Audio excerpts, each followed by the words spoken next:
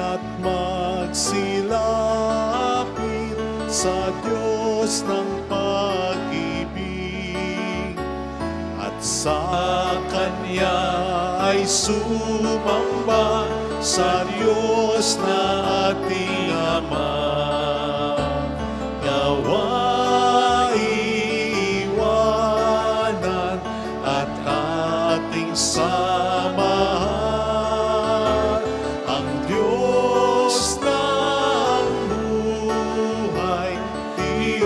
sa ating Amay. Halin at magsilapit sa Diyos ng pag-ibig, at sa Kanya ay sumamba sa Diyos na ating Ama. In the name of the Father, and of the Son, and of the Holy Spirit. Amen. The grace and peace of our Lord Jesus Christ, the love of God, and the fellowship of the Holy Spirit be with you all. And with your spirit. To prepare ourselves to celebrate the sacred mysteries, let us first call to mind our sins and ask the Lord for pardon and mercy.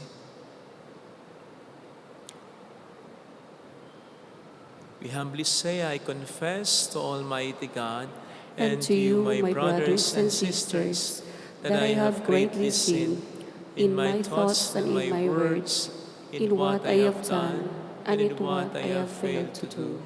Through my fault, through my most grievous fault. Therefore I ask the Blessed Mary, ever Virgin, all the angels and saints, and you, my brothers and sisters, to pray for me to the Lord our God. May Almighty God have mercy on us, forgive us our sins, and bring us all to life everlasting. Amen. Lord, have mercy. Lord, have mercy. Christ, have mercy. Christ, have mercy. Lord, have mercy. Lord, have mercy. Let us bow our heads and let us pray. O God, who through your word reconciled the human race to yourself in a wonderful way, grant, we pray, that with prompt devotion and eager faith, the Christian people may hasten toward the solemn celebrations to come. Through our Lord Jesus Christ, your Son, who lives and reigns with you, in the unity of the Holy Spirit, one God, forever and ever. Amen.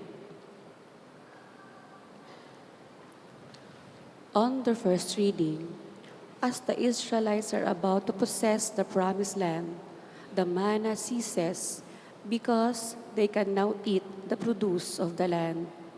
God's promise to Abraham that his descendants would inherit the land is now fulfilled. A reading from the book of Joshua. The Lord said to Joshua, "Today I have removed the reproach of Egypt from you." While the Israelites were encamped at Gilgal on the plains of Jericho, they celebrated the Passover on the evening of the 14th of the month. On the day after the Passover, they ate of the produce of the land in the form of unleavened cakes and parched grain. On that same day after the Passover, on which they ate of the produce of the land, the manna ceased. No longer was there manna for the Israelites, who that year ate of the yield of the land of Canaan. The word of the Lord. Thanks be to God. Taste and see the goodness of the Lord. Taste and see the goodness of the Lord. I will bless the Lord at all times. His praise shall be ever in my mouth. Let my soul glory in the Lord. The lowly will hear me and be glad. Taste and see the goodness of the Lord. Glorify the Lord with me. Let us together extol his name. I sought the Lord, and he answered me and delivered me from all my fears. Taste and see the goodness of the Lord. Look to him that you may be radiant with joy, and your faces may not blush with shame. When the poor one called out, the Lord heard, and from all his distress he saved him. Taste and see the goodness of the Lord. On the second reading, God has reconciled us to himself through Christ. By becoming man like us and by his humble obedience, Christ restores humanity's friendship with God. Therefore, we now have the confidence to retrace our steps back to the Father. A reading from the second letter of St. Paul to the Corinthians. Brothers and sisters, whoever is in Christ is a new creation. The old things have passed away. Behold, new things have come. And all this is from God, who has reconciled to us himself through Christ and given us the ministry of reconciliation. Namely, God was reconciling the world to himself in Christ, not counting their trespasses against them, and entrusting to us the message of reconciliation. So, we are ambassadors for Christ, as if God were appealing through us. We implore you on behalf of Christ to be reconciled to God. For our sake, he made him to be sin who did not know sin, so that we might become the righteousness of God in him. The word of the Lord. Thanks be to God.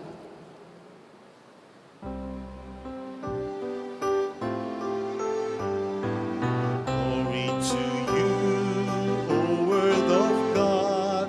Glory to you, Lord Jesus Christ. Glory to you, O Word of God. Glory to you, Lord Jesus Christ. I will get up and go to my Father and shall say to him, Father, I have sinned against heaven and against you. Glory to you, O Word of God. Glory to you, Lord Jesus Christ.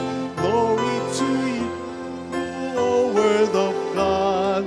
Glory to you, Lord Jesus Christ. The Lord be with you. And with your spirit. A reading from the Holy Gospel according to St. Luke. Glory to you, O Lord. Tax collectors and sinners were all drawing near to listen to Jesus. But the Pharisees and scribes began to complain, saying, "This man welcomes sinners and eats with them." So to them Jesus addressed this parable. A man had 2 sons, and the younger son said to his father, "Father, give me the share of your estate that should come to me." So the father divided the property between them. After a few days, the younger son collected all his belongings and set off to a distant country where he squandered his inheritance on a life of dissipation. When he had freely spent everything, a severe famine struck that country, and he found himself in dire need. So he hired himself out to one of the local citizens, who sent him to his farm to tend the swine. And he longed to eat his fill of pods, on which the swine fed, but nobody gave him any. Coming to his senses, he thought, "How many of my father's hired workers have more than enough food to eat, but here am I, dying from hunger. I shall get up and go to my father, and I shall say to him, 'Father, I have sinned against heaven and against you. I no longer deserve to be called your son. Treat me as you would treat one of your hired workers.' So he got up and went back to his father. While he was still a long way off, his father caught sight of him and was filled with compassion. He ran to his son, embraced him, and kissed him. His son said to him, 'Father, I have sinned against heaven and against you. I no longer deserve to be called your son.' But his father ordered his servants, 'Quickly, bring the finest robe and put it on him. Put a ring on his finger and sandals on his feet. Take the fattened calf and slaughter it. Then let us celebrate with a feast, because this son of mine was dead and has come to life again. He was lost and has been found.' Then the celebration began. Now, the older son had been out in the field, and on his way back, as he neared the house, he heard the sound of music and dancing. He called one of the servants and asked what this might mean. The servant said to him, Your brother has returned, and your father has slaughtered the fattened calf, because he has him back safe and sound.' He became angry, and when he refused to enter the house, his father came out and pleaded with him. He said to his father in reply, 'Look, all these years I served you, and not once did I disobey your orders. Yet you never gave me even a young goat to feast on with my friends. But when your son returns, who swallowed up your property with prostitutes, for him you slaughtered the fattened calf.' He said to him, 'My son, you are here with me always. Everything I have is yours. But now we must celebrate and rejoice, because your brother was dead and has come to life again. He was lost and has been found.'"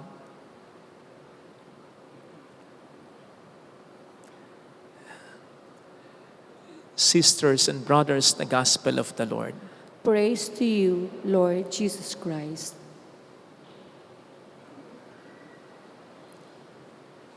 Welcome sa Our Lady of La Salette Quasay Parish, kung saan ayos lang umiyak, kasamahan tayo ng mahal na ina sa pag-iyak at sa pagdarasal upang maging maayos ang lahat. Narinig po natin sa ating Ebanghelyo ang talinghaga tungkol sa alibughang anak, the parable of the prodigal son. Kaya po madalas kapag pinagninilayan ang talinghagang ito sa Ebanghelyo, na-focus agad ang pansin natin sa ama at dun sa alibughang anak. Sa kanila umiikot lamang ang istorya para sa atin. Wala naman pong masama diyan, kaya lang kung yan lang, kulang na kulang. Sabi nga, baka ma-miss natin yung mas exciting na part kung diyan lamang tayo magko-concentrate at mag-stop. Sa pagkatandaan po natin, hindi lamang po yung dalawang yan ang main characters sa parable in our gospel reading. Meron pang isang karakter. Baka makalimutan natin. Hulaan nyo. Bigyan ko kayo ng clue. Siya yung pinakamalungkot nung nagpa-party ang ama. Ha? Yung panganay na anak? Hindi. Yung fattened calf. Yung pinatabang guya. Nilitsyon ba naman eh? Magsaya ba yon? Lulungkot yon. Joke. Seriously, yung panganay na anak. Hayaan niyo pong umikot sa kanya ang maikli kong pagninilay. Maikli na lang kasi mahaba na yung gospel reading na ating napakinggan. Para ipaunawa sa ating lahat sa pamamagitan ng anak na panganay, na sa buhay na ito po pwede tayong magkasala. Hindi lamang kapag tumulad tayo doon sa alibukang anak, kapag tayo gumagawa ng masama. Pwede rin tayong magkasala kung tutulad tayo sa ginawa ng panganay na anak. Na kung tutuusin, parang wala namang ginawang masama. Mali. Mayroon. In fact, mas masama ang kanyang ginawa, hindi lang halata. Makikita po natin ito sa mga sinabi niya sa kaniyang ama. Ang unang mga sinabi niya ay, pinaglingkuran ko po kayo sa loob ng maraming taon at ni minsan hindi ko kayo sinuway. O nakita niyo na, ano yung tono? Tono ng panunumbat. Maliwanag na yung paglilingkod na ginawa niya para sa kanyang ama ay hindi bukal sa loob niya. May bigat. Walang saya, kundi lungkot. Walang laya, kundi takot. Walang enjoyment, kundi puro pagod ang kanyang nadama. Sapagkat ang paglingkod na ginawa niya ay dahil naobliga lamang siya, napilitan lamang siya, at hindi dahil mahal niya ang kaniyang ama. Di po ba batay sa ating karanasan, kapag naglilingkod tayo dahil nagmamahal tayo sa asawa mo, sa anak ninyo, sa mga magulang natin, sa mga taong minamahal natin, di ba hindi natin iniinda, hindi natin pansin, at hindi natin sinusuma ang mga ginagawa natin. Hindi natin iniinda sapagkat may kagalakan yung paglilingkod na ginagawa natin. At dahil may kagalakan ng paglilingkod na ginagawa natin, hindi na rin natin magagawang sumahin. Dahil sa hindi na natin namamalayan, ang dami na palang mabuting nagagawa natin. Dahil nga may kagalakan sa paggawa natin. May mga pagkakataon nga na kahit pagod na tayo, walang-wala na tayo, gagawa pa rin tayo. Magbibigay pa rin tayo. Sapagkat nagmamahal tayo. Ganon dapat ang maging paglilingkod natin sa Panginoon. Yung pagsisimba natin, paggawa natin ng mabuti, pag-iwas natin sa masama, pagdarasal natin, pagsasakripisyo natin, should all be out of love, not out of obligation. Para hindi tayo nabibigatan, para hindi tayo nahihirapan, para hindi natin sinusuma, para hindi kaunting kabutihan lang, at para hindi natin sinusumbat sa Diyos, sakaling hindi niya ibigay ang ating kagustuhan. And certainly, walang ganon. Yung panganay na anak, masasense pa natin yan sa pangalawang pangungusap na kanyang binitawan. Sabi niya, ngunit ni Minsay, hindi mo ko binigyan ng kahit isang bisirong kambing para magkatuwaan kami ng aking mga kaibigan. So yun na, lumabas na ang tunay na kulay niya. Naglilingkod siya not out of love, but out of obligation. Naoobliga siya dahil sa ine-expect niyang makukuha niya. Minamahal niya hindi ang kanyang ama, kundi yung inaasam din niya na mamanahin niya. Sa totoo lang, yun ang takbo ng mga sinasabi niya. At kaya nga, nag-alburuto siya nang maramdaman niyang may handaan sa bahay. Nang marinig niya na mayroong kantahan at sayawan. Tapos naamoy pa niya yung guya, yung fattened calf. Na during those times, napaka-expensive. No wonder, yun yung chinismis agad nung pakailamerong alipin. Ano, ay, nagbalik po yung kapatid ninyo. At alam nyo ba, pinatay pa yung pinatabang kuya. Kaya lalo siya nagalit eh. Ano? Sa pagkatandaan po natin, na siya na lang ang tagapagmana. Yun naman ang sabi ng kanyang ama, di ba? At yun ay alam niya. Lahat ng sa kanyang ama ay kanya na. At ayaw na niyang mabawasan yun. Tinitipid na niya yun. Kaya yung okasyon na yun, kabawasan yun. And not to mention, yung fear niya na po pwedeng humati pa rin sa kanya, later on, yung kapatid niyang nagbalik na, ayun. Kaya pareho lang silang magkapatid eh. Pareho lang sila ng punteriya nila ay yung mana. Pareho lang sila ng mahal at mahalaga para sa kanila. Hindi talaga ang kanilang ama, kundi ang makukuha nila mula sa kanilang ama. Magkaiba lang ng diskarte yung dalawa, pero pareho lang ding makasalanan sapagkat pareho walang relasyon sa ama. Kung tutuusin nga, mas matindi pa yung pagkakasala ng panganay na anak. At dito mas titindi yung kasalanan niya. Sapagkat anong sabi niya sa huli? Subalit ang dumating, yung anak niyo yan, hindi niya sinabing, nang dumating yung kapatid ko, at least may connection pa kahit pa paano eh. Inihiwalay na nga niya ang kanyang sarili sa kanyang ama, inihiwalay pa rin niya ang kanyang sarili sa kapatid niya. Na napakasakit para sa isang ama. Dalawa na lang kayo? Magtatakwilan pa kayo? At ikaw ang panganay. Baka nakakalimutan mo. Kaya nga dito, nang sumagot sa kanya ang kanyang ama, binalik sa kanya. Because your brother was dead. Hindi sinabi ng ama, sapagkat ang anak ko ay patay. No, yung kapatid mo, binalik sa kanya, pinaalala muli sa kanya, kapatid mo yan. So dito, mas tumindi ang kanyang kasalanan. Ano ang sabi sa isang sipi sa Biblia? If I'm not mistaken, 1 Peter ito. Dito mo marirecognize, Anya, kung sino ang anak ng Diyos at kung sino ang anak ng Diablo. Silang mga hindi matuwid at silang hindi nagmamahal sa kanilang kapatid ay hindi anak ng Diyos.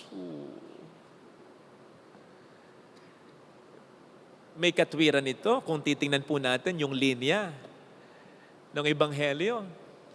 Kasi ang sabi dito, gano'n na lamang ang kagalakan sa langit. I mean, kung titingnan po natin yung kabuuan ng Ebanghelyo, gano'n na lamang ang kagalakan sa kalangitan para sa isang taong nagsisisi sa kanyang kasalanan.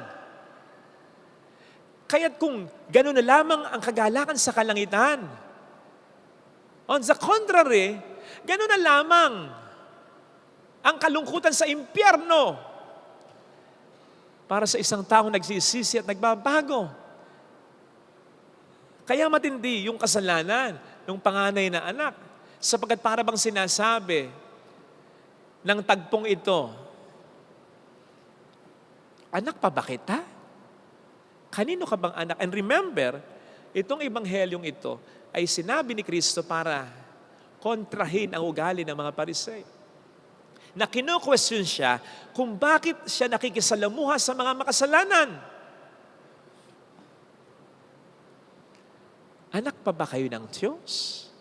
O anak na kayo ng Diablo? In fact, in one instance, sinabi niya ito, mga anak kayo ng demonyo.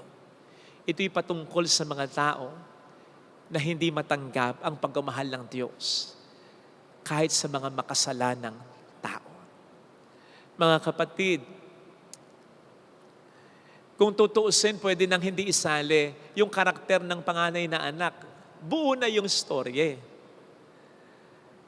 pwedeng mag-stand on its own yung storya, the prodigal son and the father. Pero bakit sinabi pa, dinagdag pa, yung panganay na anak, na yung ending ay bitin? Sapagkat God in His wisdom, alam niya, darating ang pagkakataon, kapag binasa ang ebanghelyong ito, ang dapat na tamaan ay hindi lang yung mga gumagawa ng kasalanan, kundi yung gumagawa din ng mga kabutihan, pero not out of love, but out of obligation na lang. Yung hindi bukal sa loob ang pagsisimba, ang paggawa ng mabuti, and therefore is susumbat pa sa Diyos. At kapag hindi natupad, ang hinihiling ay magagalit sa Diyos.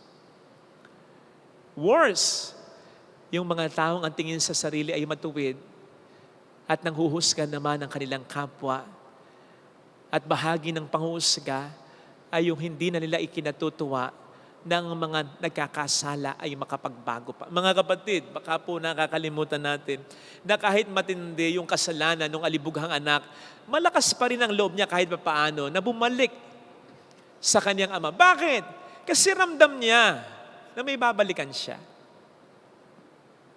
At yun ang challenge sa ating lahat na sinasabi rin sa ating ikalawang pagbasa, na tayong mga nakatanggap ng awa ng Diyos, na binago ng awa ng Diyos, ay maging ambassadors din at channels din ng awa ng Diyos sa kapwa natin.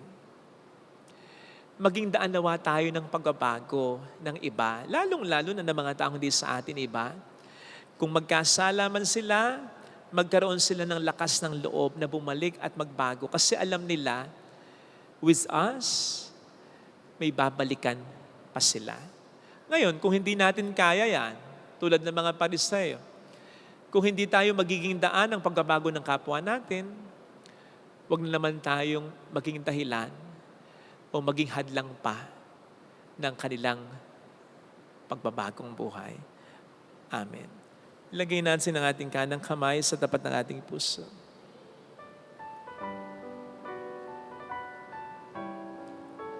Awitin natin. Alam kong may magagawa ang Diyos.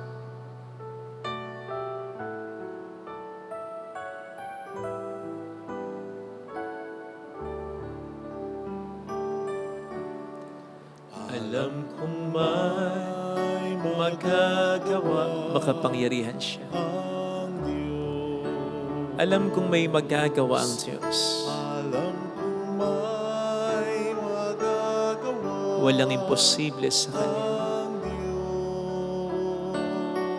Kung ako'y magtatapat, Kung ako'y magtatapat sa Kanya'y sa maglilingkod, Kanya'y maglilingkod, alam kong may magagawa ang Diyos.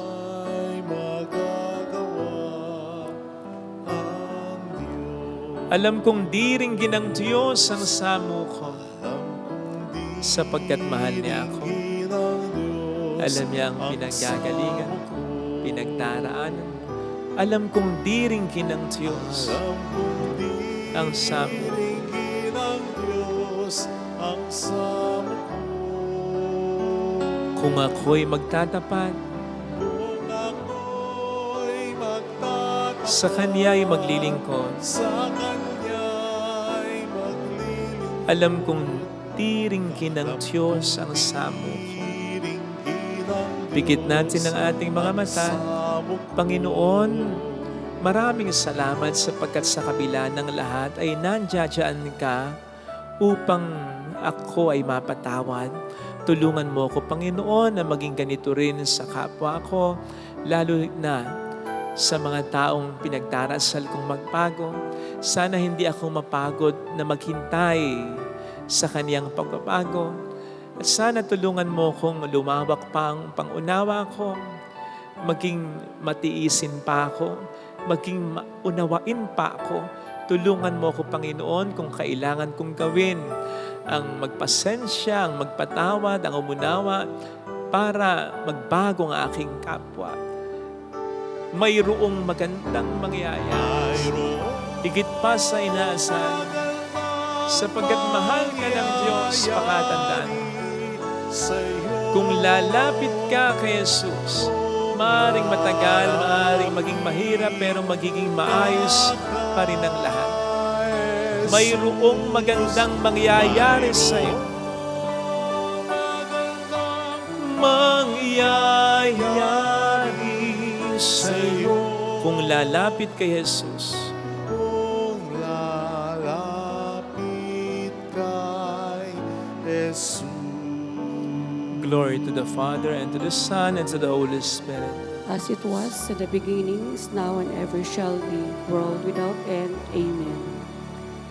I believe in God, the Father Almighty, creator of heaven and earth, and in Jesus Christ, His only Son, our Lord, who was conceived by the Holy Spirit, born of the Virgin Mary, suffered under Pontius Pilate, was crucified, died, and was buried. He descended into hell. On the third day, He rose again from the dead. He ascended into heaven, and is seated at the right hand of God, the Father Almighty. From there, He will come to judge the living and the dead. I believe in the Holy Spirit, the Holy Catholic Church, the communion of saints, the forgiveness of sins, the resurrection of the body, and life everlasting. Amen. Father, you welcome sinners with your abounding mercy. With confident faith, we call upon your divine goodness to refresh and renew us as we pray. Merciful Father, hear us. Merciful Father, hear us. For our church leaders, may they be living witnesses of God's infinite mercy, especially through their pious administration of the sacrament of reconciliation and through acts of love, we pray. Merciful Father, hear us. For all civil leaders, may they strive to imitate you, O Father, not as a jealous God prone to anger, but as a loving Father who wants the best for His children. We pray. Merciful Father, hear us. For those who lost their faith in God, may they come to their senses and retrace their steps to you, O God, who alone can satisfy all human longings. We pray. Merciful Father, hear us. For all of us gathered here, may we strive to be obedient to your commandments and never succumb to the ways of the wicked and the pleasures of that come from evil. We pray. Merciful Father, hear us. Let us pray for the urgent concern of our community and our personal intentions. We pray. Merciful Father, hear us. Father, in every age, your mercy restores the life of your people. Nourish our faith with the word of life. Sustain us by your mercy and continue to renew us by your Spirit. We ask this through Christ our Lord. Amen. Offertory.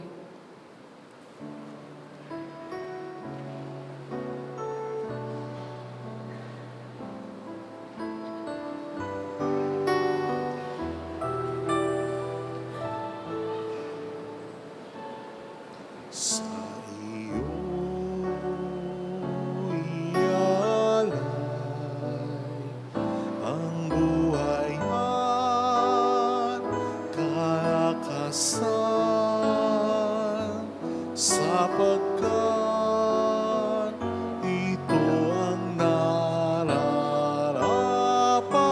sa katulad mong matapat. Dahil sa pag-ibig mo, ang buhay ko ay nagbago. Sa tuwing na ang ninanais ko ay laging maglingkod sa iyo.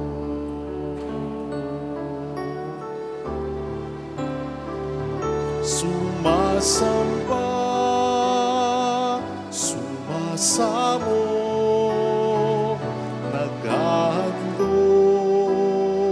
sa ngalan mo,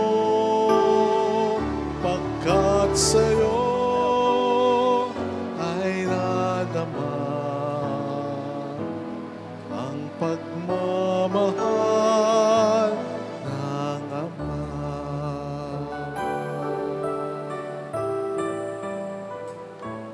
Sa iyong kabanalan, biyaya mo ay nakamtan. Sa iyo ay may kagalakan at buhay na walang hanggan. Walang hanggan, tunay kang Panginoon. Damalas ko sa Kalbaryo, buhay man ialay mo, O Kristo, upang magligtas ng tao.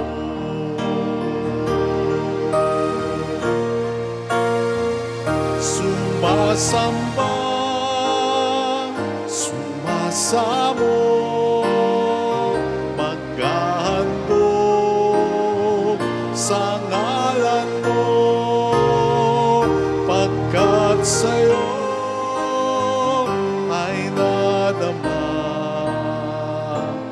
ang pagmamahal ng Ama.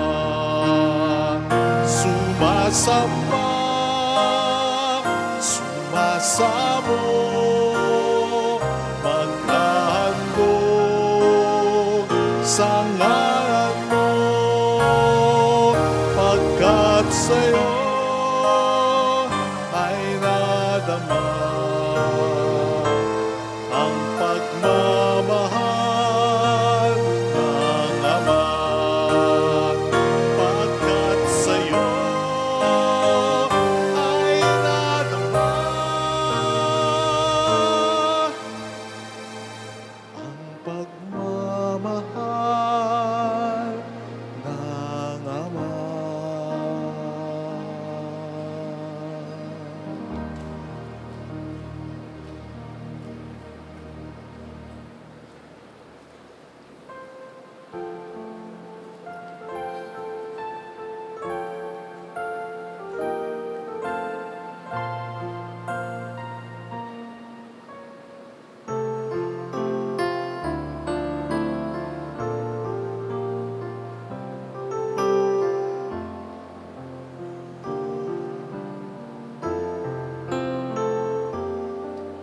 Sa'yo, Ama, aming handog ang tinapay at alak na ito, handog ng iyong bayang sumasamo,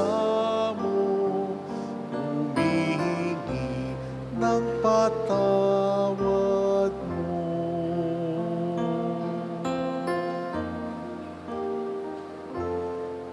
Sa pagsunod sa utos mo, nalulugod akong labis, ni masukat ang dala ko,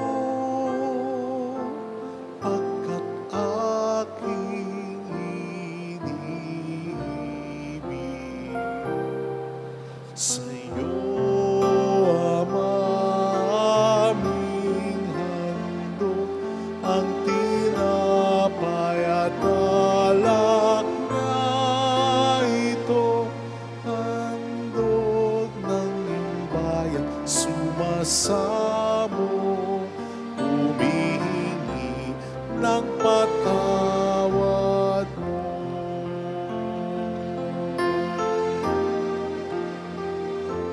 Sa gitna ng kahirapan, ang nadama ko ay alin.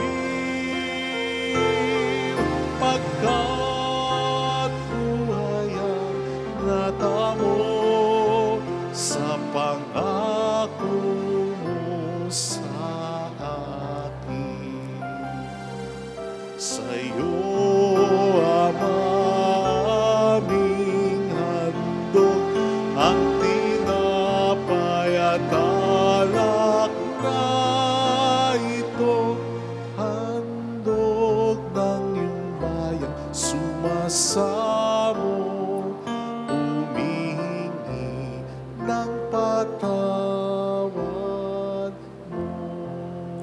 Pray, sisters and brothers, that our sacrifice may become acceptable to God, the loving Father. May the Lord accept the sacrifice at your hands for the praise and glory of his name, for our good and the good of all his holy church. We place before you with joy these offerings, which bring eternal remedy, O Lord, brings that we may both faithfully revere them and present them to you as is fitting for the salvation of all the world, through Christ our Lord. Amen. The Lord be with you. And with your spirit, Lift up your hearts. we lift them up to the Let Lord. us give thanks to the Lord our God. It is right and just, It is truly right and just, our duty and our salvation, always and everywhere, to give you thanks, Lord, Holy Father, Almighty and eternal God, through Christ our Lord. For by your gracious gift each year, your faithful await the sacred Paschal feast with the joy of minds made pure, so that more eagerly intent on prayer and on the works of charity, and participating in the mysteries by which they have been reborn, they may be led to the fullness of grace that you bestow on your sons and daughters. And so with angels and archangels, with thrones and dominions, and with all the hosts and powers of heaven, we sing the hymn of your glory as without end we acclaim. Holy, holy, holy Lord God of hosts, heaven and earth are full of your glory. Hosanna in the highest. Blessed is he who comes in the name of the Lord. Hosanna in the highest.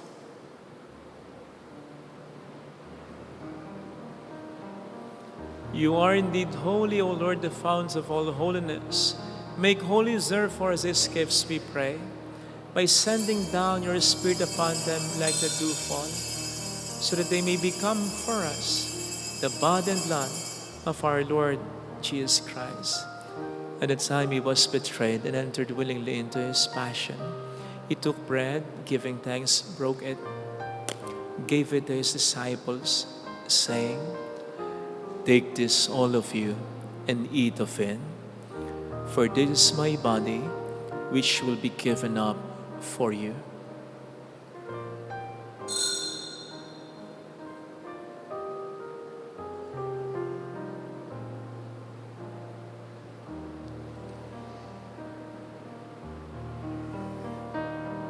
In a similar way, when supper was ended, he took the chalice and once more giving thanks, gave it to his disciples, saying, "Take this, all of you, and drink from it.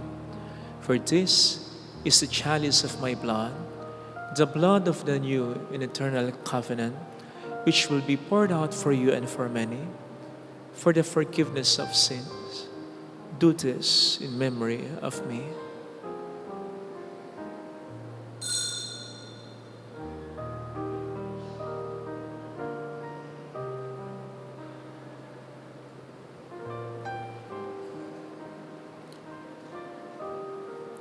Let us proclaim the mystery of our faith. When we eat this bread and drink this cup, we you proclaim, O proclaim your death, O death, Lord, O Lord, until you come again. Therefore, as we celebrate the memorial of his death and resurrection, we offer you, Lord, the bread of life and the chalice of salvation, giving thanks that you have held us worthy to be in your presence and minister to you. Humbly we pray that partaking of the body and blood of Christ, we may be gathered into one by the Holy Spirit. Remember, Lord, your church spread throughout the world and bring her to the fullness of charity, together with Francis, our Pope, and Dennis, our Bishop, and all the clergy. Remember also our brothers and sisters who have fallen asleep in the hope of the resurrection, and all who have died in your mercy, especially those for whom we will now pray. Let us bow our heads as we remember and pray for our departed loved ones. Kindly include Joyce, Benjamin Nelly, Dionga Maria Jose, so Alan, Rodolfo, Oreo, Iska, and all who have died in your mercy, welcome them into the light of your face. Have mercy on us all, we pray, that with the Blessed Virgin Mary, Our Lady of Lazaret, Mother of God, Saint Joseph, her most chaste spouse, with all the blessed apostles and saints who have pleased you throughout the ages, we may merit to become co-heirs to eternal life and may praise and glorify you through your Son, Jesus Christ. Sa pamamagitan ni Kristo, kasama niya at sa Kanya, ang lahat ng parangal at papuri ay sa iyo, Diyos Ama, makapangyarihan, kasama ng Espiritu Santo, magpasawa ng hanggan.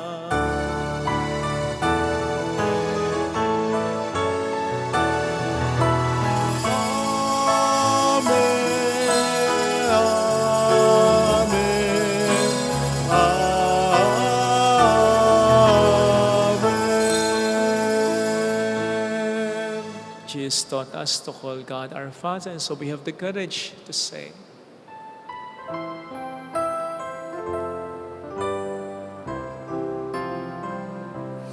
Our Father, who art in heaven, hallowed be thy name. Thy kingdom come, thy will be done, on earth as it is in heaven. Give us this day our daily bread, and forgive us our trespasses, as we forgive those who trespass against us. And lead us not into temptation, but deliver us from evil. deliver us, Lord, we pray, from every evil. Graciously grant peace in our days, that by the help of your mercy we may be always free from sin and safe from all distress, as we await the blessed hope and the coming of our Savior, Jesus Christ. For the kingdom, the power, and the glory are yours, now and forever. Lord Jesus Christ, who said to your apostles, "Peace I leave you, my peace I give you," look not on our sins, but on the faith of your church, and graciously grant her peace and unity in accordance with your will, who live and reign forever and ever. Amen. The peace of Jesus be with you always. And with your Let spirit. us offer one another the sign of God's peace. Kapayapaan po. Peace be with you. Peace be with you.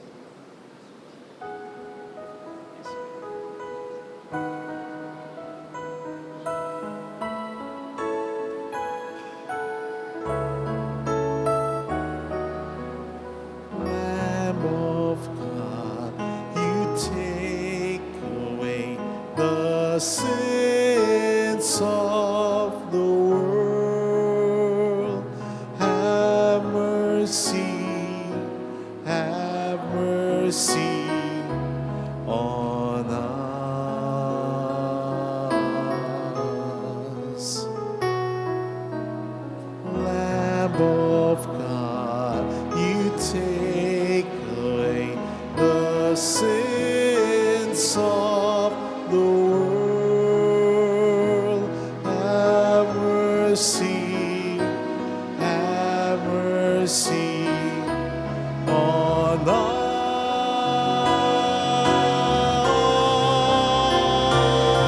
Lamb of God, you take away the sins of the world.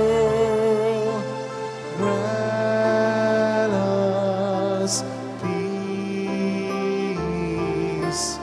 Grant us peace.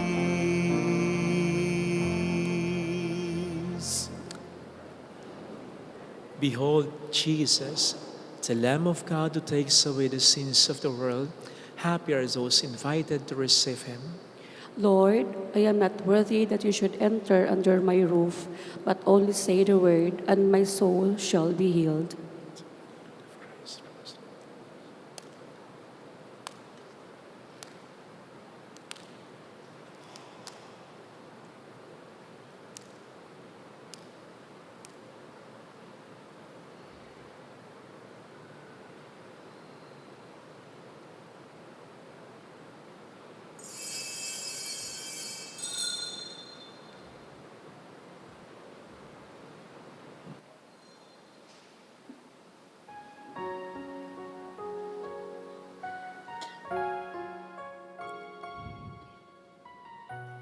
An act of spiritual communion.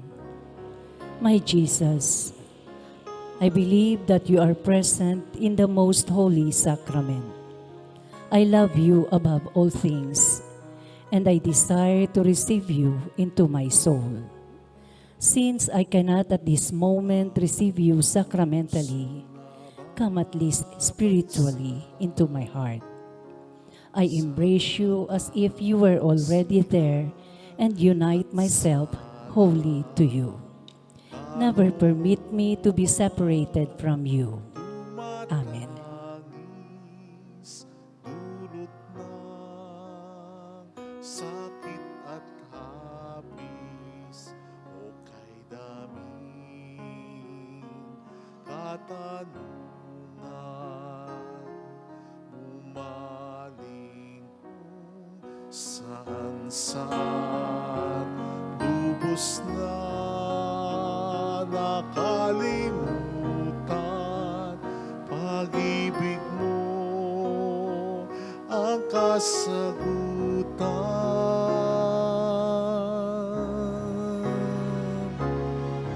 Diyos ko, ang buhay ko ay laan sa'yo. Walang ibang ninanais maliban sa pag-ibig mo. Diyos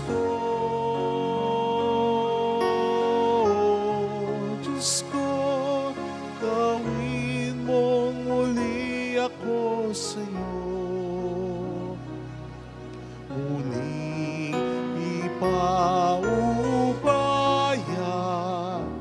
ang sarili sa iyong pagkalinga.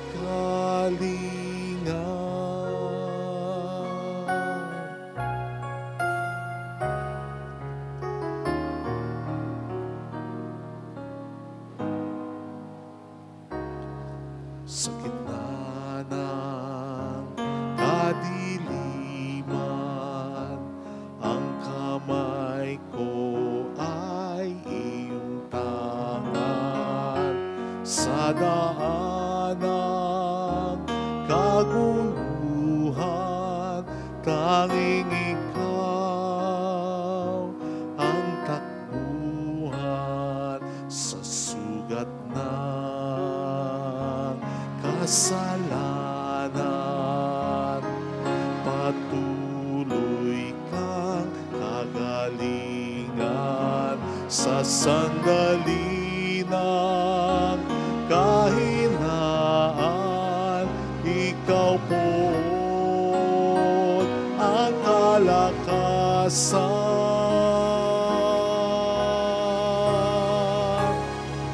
Diyos ko, ang buhay ko ay laan sa'yo.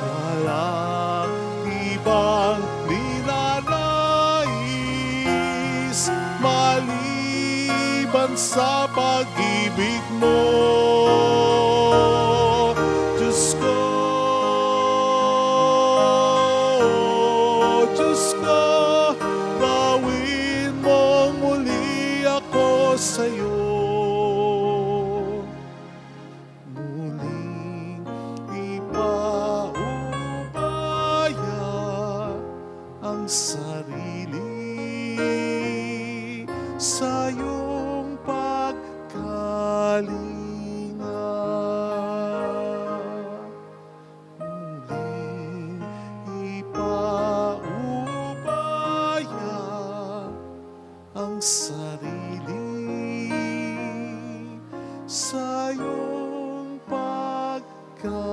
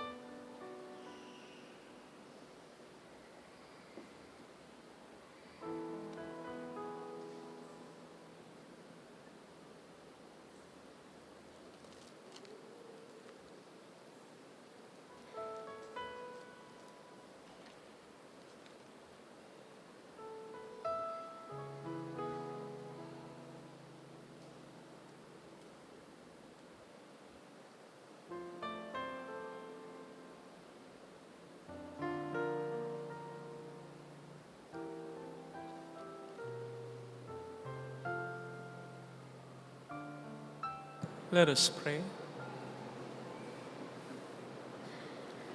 O God, who enlighten everyone who comes into this world, illuminate our hearts, we pray, with the splendor of your grace, that we may always ponder what is worthy and pleasing to your majesty and love you in all sincerity, through Christ our Lord. Amen. Holy God, Holy Mighty One, Holy Immortal One, Have mercy on us and on the whole world. Holy God, Holy Mighty One, Holy Immortal One, Have mercy on us and on the whole world. Holy God, Holy Mighty One, Holy Immortal One, Have mercy on us and on the whole world. Jesus, King of Mercy, We trust in you. alalahanin, Alalahanin o mahal na Birhen ng Lasalet, Ina ng pag-asa, Ikaw ang nagpaalala sa aming magbalik loob sa Ama. Ito ang nagpapatunay na ang kagandahang loob mo'y nanatiling busilak. Sa pag-aaruga mo sa amin, tungkulin mo'y tinupad. Sa paanan ni Kristo'y itinuring mo kaming mga tunay mong anak. Kaya ninais mong ni Isa'y huwag mapahamak. Maging sa iyong walang tigil na pananalangin, pati luhay pumatak. Huwag namang mawala ng saysay ang iyong paghihirap. Hiling nawa namin sa iyo o aming inang liyag, na matapos ang pagkikibaka namin sa mundong ito, at sa pananatili naming tapat kay Kristo, sa kapurihan mo'y makibahagi kami ganap, upang kung nasaan ka ngayon ay maparoon din kami lahat, at ang kaganapan ng kaluwalhatian ng Diyos Amay tuluyang matupad, siya nawa. Mahal na Birhen ng Lasalet, tagapagkasundo ng mga makasalanan. Ipanalangin mong walang patid kaming mga dumudulog sa iyo. Maraming salamat po sa inyong pakikisa at sa inyong mga tinutulong na nagiging dahilan para makatulong din po tayo sa iba. Salamat sa pag-share ng ating mga live masses and videos. Sa gayon din sa mga nag-aalay ng alkansya, sa pagtangkilik nyo sa Trinils and Crown products, mga t-shirts, lalo na ngayong magkakwaresma at magmamahal na araw, sana po ay bumili tayo. Maganda po yung quality at may message po yung mga shirts. Magandang pangsimba, especially this coming Holy Week. Salamat po sa pagtangkilik. The Lord be with you. And with your spirit. And may Almighty God bless you and our families. In the name of the Father, and of the Son, and of the Holy Spirit. Amen. The Mass is ended. Go in the peace and love of Jesus Christ. Thanks be to God. Salamat din po.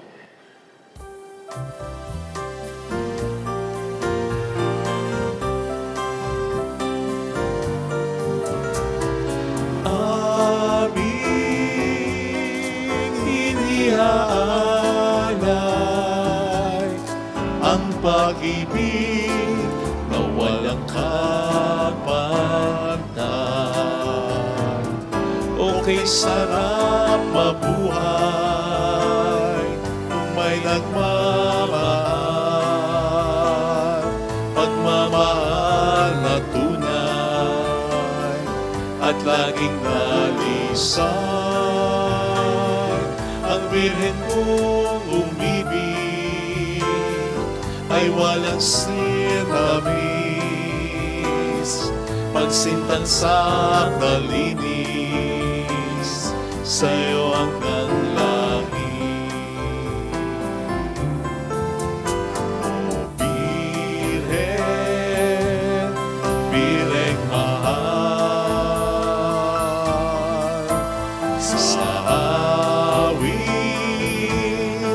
at sa dasal